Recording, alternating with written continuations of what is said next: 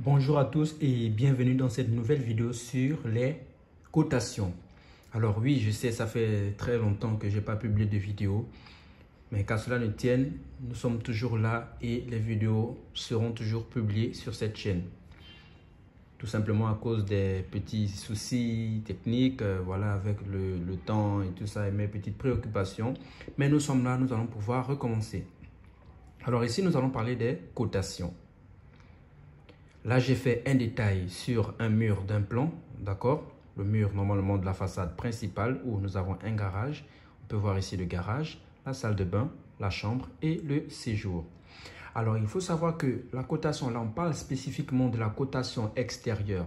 Il s'agit là de coter tous les éléments extérieurs de notre bâtiment. Ensuite, nous allons, dans une prochaine vidéo, parler de la cotation intérieure. Alors ici, dans la cotation extérieure, de manière générale, on a ce qu'on appelle 4 lignes de côte. Alors, c'est quoi les lignes de côte? Les lignes de côte, c'est tout simplement cette ligne-là que vous voyez au-dessus desquelles on a des numéros, sinon des chiffres, des côtes. Et ces côtes-là sont les dimensions de notre bâtiment. Alors, sur ces 4 lignes de côte-là, on a ce qu'on appelle la première, la deuxième, la troisième, la quatrième ligne de côte. La première ligne de côte, il s'agit là de coter les trumeaux et les baies. C'est quoi les trumeaux? Les trumeaux, c'est justement les espaces entre les portes ou les fenêtres. Comme ici, de là à ce niveau-là, cet espace de mur-là, on appelle ça trumeau. Ici, cet espace-là, c'est les trumeaux. Cette paroi-là, c'est trumeau. Cette paroi-là, trumeau, trumeau et trumeau. C'est ça là que l'on appelle un trumeau. Alors, c'est quoi une baie? Une baie, c'est tout simplement une ouverture, une fenêtre ou une porte. Ce sont des baies. Donc, la première ligne de côte, il s'agit là de coter les trumeaux, les espaces, les parois de mur, et les baies, donc les ouvertures, les largeurs, bien sûr. La deuxième ligne de côte, ici, il s'agit de coter d'axe en axe. Ça veut dire, vous quittez d'un point A vers l'axe d'une ouverture, de l'axe de cette ouverture vers l'axe de l'autre ouverture, ainsi de suite. Ça veut dire que vous commencez ici à 0, par exemple.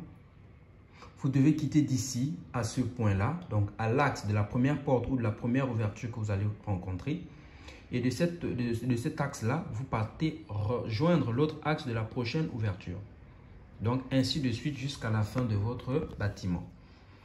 La troisième ligne de côte ici, il s'agit là de faire la cotation des décrochements. C'est quoi un décrochement? Le décrochement, c'est tout simplement la partie du bâtiment qui est décrochée. Comme ici, on peut voir, le bâtiment est ici, on voit rectiligne, comme ça.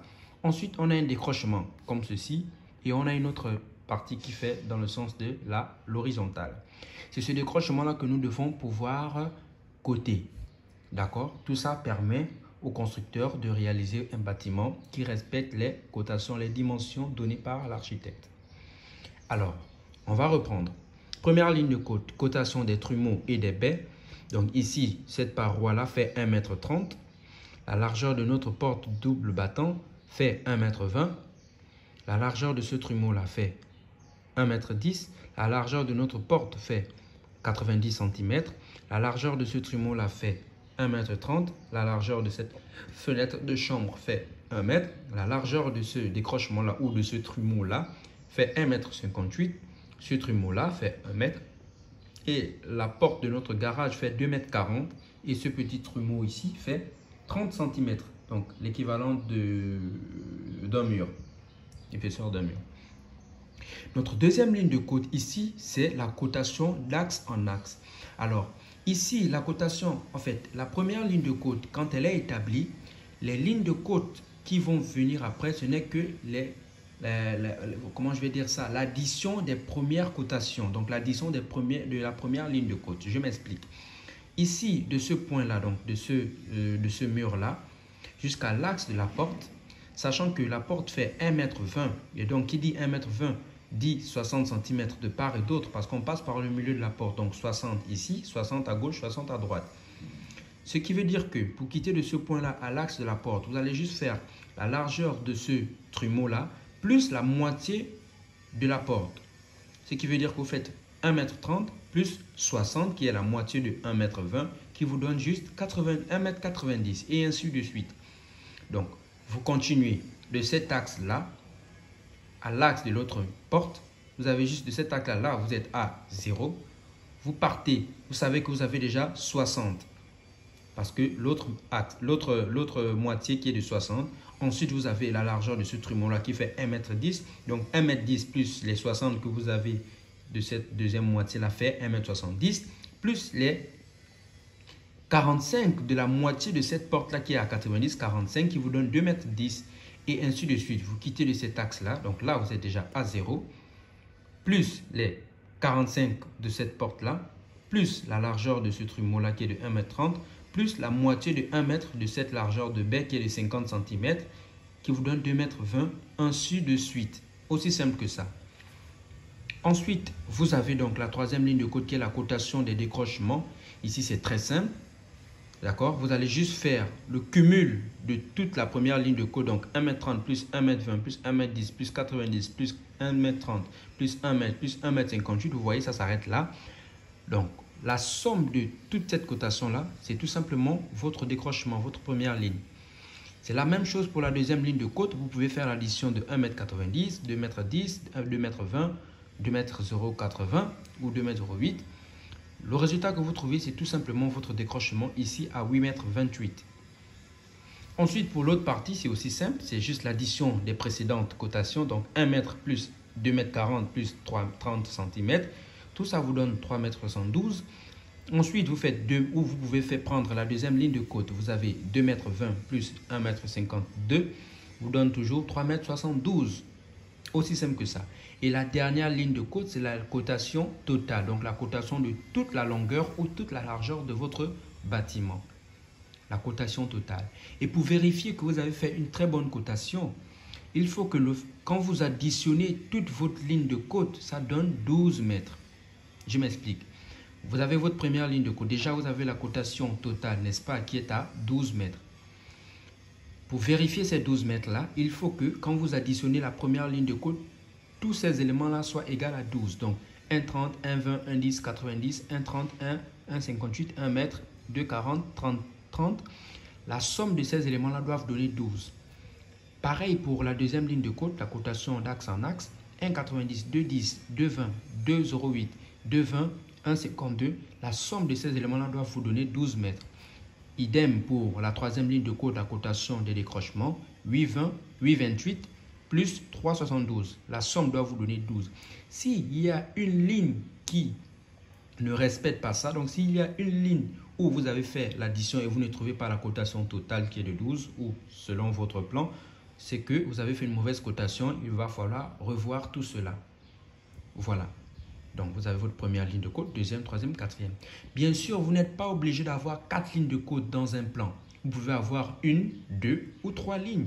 Cela dépend. Si si vous travaillez peut-être sur une partie du mur qui n'a pas de fenêtre, qui n'a pas de porte, ça existe bien sûr, vous n'aurez pas besoin de la deuxième ligne de côte, par exemple, parce qu'on dit la deuxième ligne de côte, c'est la cotation d'axe en axe. Et donc, étant donné que vous travaillez sur un mur qui n'a pas d'ouverture, je ne vois pas la raison pour laquelle vous allez travailler avec une cotation qui fait des axes en axe. Donc, ça vous fait déjà une ligne de côte en moins. Si vous avez un mur, voilà, qui n'a pas, par exemple, comment je vais dire ça, de trumeau, c'est-à-dire c'est un mur plein, comme je viens de le dire, vous allez juste avoir besoin de la cotation totale, donc la longueur totale de votre mur, tout simplement. Voilà. Aussi, je tiens à vous rappeler que quand vous avez déjà coté ici, la cotation totale se met sur une seule partie du bâtiment.